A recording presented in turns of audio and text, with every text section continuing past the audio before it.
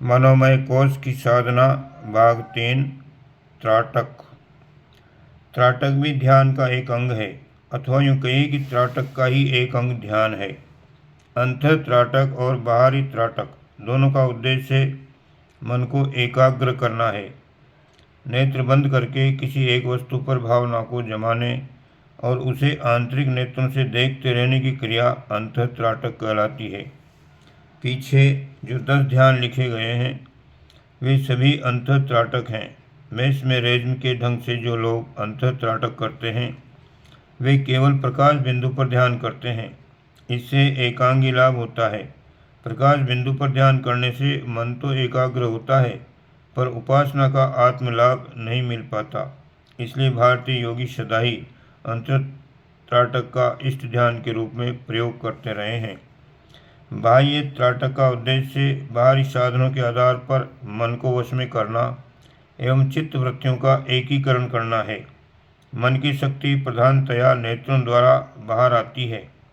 दृष्टि को किसी विशेष वस्तु पर जमाकर उसमें मन को तन्मयता पूर्वक प्रवेश कराने से नेत्रों द्वारा विकीर्ण होने वाला मन तेज एवं विद्युत प्रवाह एक स्थान पर केंद्रीभूत होने लगता है। इससे एक तो एकाग्रता बढ़ती है, दूसरे नेत्रों का प्रवाह चुंबकत्व बढ़ जाता है। ऐसी बढ़ी हुई आकर्षण शक्ति वाली दृष्टि को भेदक दृष्टि कहते हैं। भेदक दृष्टि से देखकर किसी व्यक्ति को प्रभावित किया जा सकता है। मेस्मेरिज्म करने वाले अपने नेत्रों में त्राटक द्वारा ही इतना विद्युत प्रवाह उत्पन्न कर लेते हैं कि उसे जिस किसी शरीर में प्रवेश कर दिया जाए वह तुरंत बेहोश एवं वशवर्ती हो जाता है।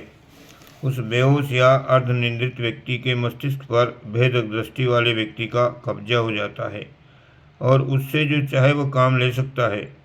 मेस्मेरिज्म करने वाले किसी व्यक्ति को अपनी त्राटक शक्ति से पूर्ण निंद्रित या अर्धनिंद्रित करके उसे कई प्रकार के नाच नचाते हैं। मेस्मेरिज्म द्वारा संकल्प दान, रोग निवारण, मानसिक त्रुटियों का परिमार्जन आदि लाभ हो सकते हैं और उससे ऊंची अवस्था में जाकर अज्ञात वस्तुओं का पता लगाना, अप्रकट बातों को मालूम करना आदि कार्य भी हो सकते हैं। दुष्ट प्रकृति के भेदक दृष्टि वाले अपने दृष्टि तेज से किन्हीं स्त्री पुरुषों के मस्तिष्क पर अपना अधिकार करके उन्हें भ्रमग्रस्त कर देते हैं और उनका सतीत्व तथा धन लूटते हैं। कई भेदक दृष्टि से खेल तमाशे करके पैसा कमाते हैं। ये इस महत्वपूर्ण शक्ति का दुरुपयोग है। भेदक दृष्टि द्वारा किसी के अंतःकरण में भीतर तक प्रवेश करके उसकी सारी मनस्थिति को, मनोगत भावनाओं को जाना जा सकता है। भेदक दृष्टि फेंककर दूसरों को प्रभावित किया जा सकता है। नेत्रों में ऐसा चुंबकत्व त्राटक द्वारा पैदा हो सकता है। मन की एकाग्रता चूँकि त्राटक के अभ्यास में अनिवार्य रूप से करनी पड़ती है, इसलिए उसका ध्यान साथ साथ होते चलने से मन पर बहुत कुछ काबू हो सकता है। पहला है, एक हाथ लंबा, एक हाथ चौड़ा चौकोर कागज का पुट्ठा लेकर उसके बीच में रुपए के बराबर एक काला गोल निशान बना लें। स्याही एक सी हो, कहीं कम ज़्यादा न हो। इसके बीच में सरसों के बराबर निशान छोड़ दो और उसमें पीले रंग भर दो और तुम उससे 4 फीट की दूरी पर इस प्रकार बैठो कि वह काला गोला तुम्हारी आंखों के सामने सीध में रहे। साधना का एक कमरा ऐसा होना चाहिए कि जिसमें न अधिक प्रकाश रहे न अंधेरा, न अधिक सर्दी हो न अधिक गर्मी। पालथी मारकर मेरुदंड सीधा रखते हुए बैठो और काले गोले के बीच में जो पीला निशान हो उस पर दृष्टि जमाओ।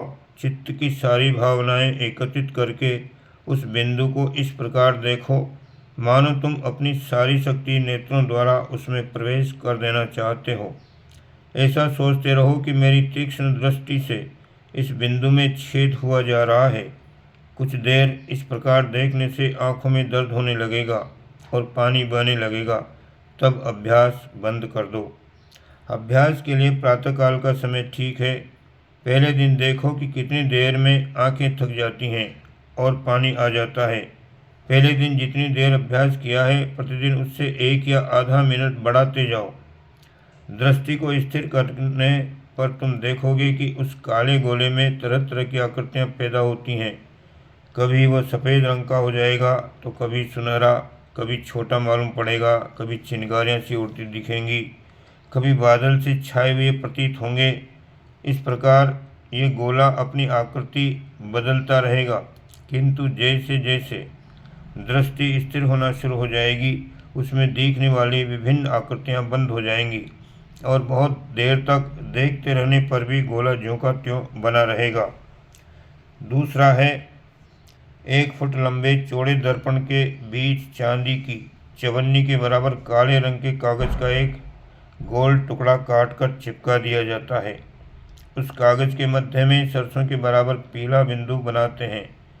इस बिंदु पर दृष्टि स्थिर करते हैं। इस अभ्यास को 1-1 मिनट बढ़ाते जाते हैं। जब इस तरह की दृष्टि स्थिर हो जाती है तब और भी आगे का अभ्यास शुरू हो जाता है।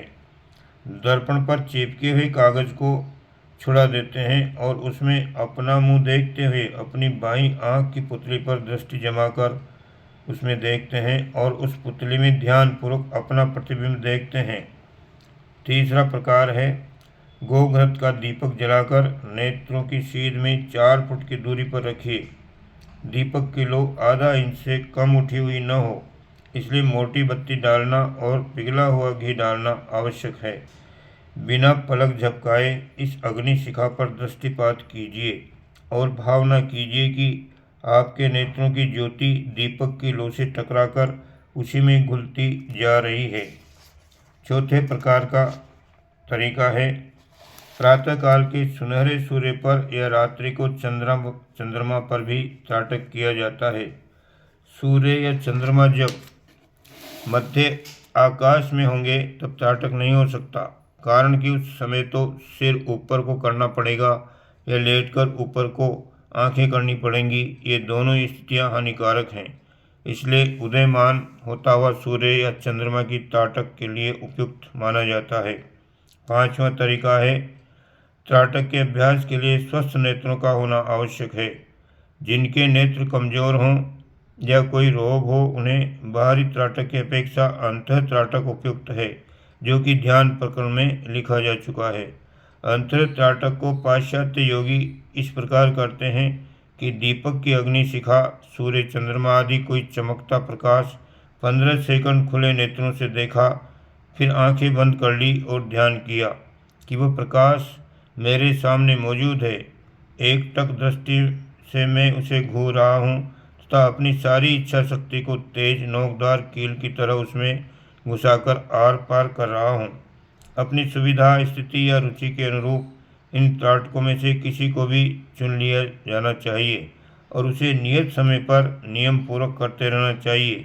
इससे मन एकाग्र होता है और दृष्टि में भेदकता, पारदर्शिता एवं प्रभा और उत्पादकता की अभिवृद्धि होती है।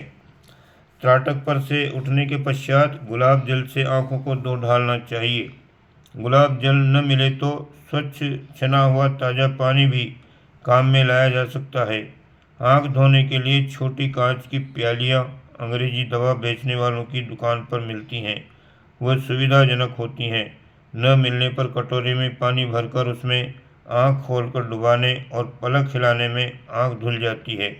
इस प्रकार के नेत्र स्नान से त्राटक के कारण उत्पन्न हुई आँखों की गर्मी शांत हो जाती है। त्राटक का अभ्यास समाप्त करने के बाद साधना के कारण बढ़ी हुई मानसिक गर्मी के समाधान के लिए दूध, दही, लस्सी, मक्खन, मिश्री, फल, शरबत, ठंडाई आदि कोई ठंडी पौष्टिक चीज़ें ऋतु का ध्यान रखते हुए सेवन करनी चाहिए। जाड़े के दिनों में बादाम का हलवा, च्यवनप्राश, अवले आदि वस्तुएं भी उपयोगी होती हैं।